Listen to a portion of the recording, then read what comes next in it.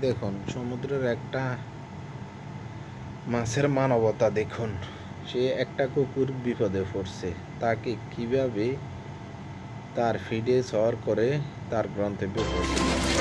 আমরা মানুষ হইয়া মানুষ থেকে পর্যন্ত পরোয়া করে বিপদে পড়তে সাহায্য করি। আর একটা মানুষ এই কুকুরও তার মানবতার প্রতিদান দিতে জীবন দিয়ে তাকে কিভাবে প্রমাণ করতেছে দেখুন।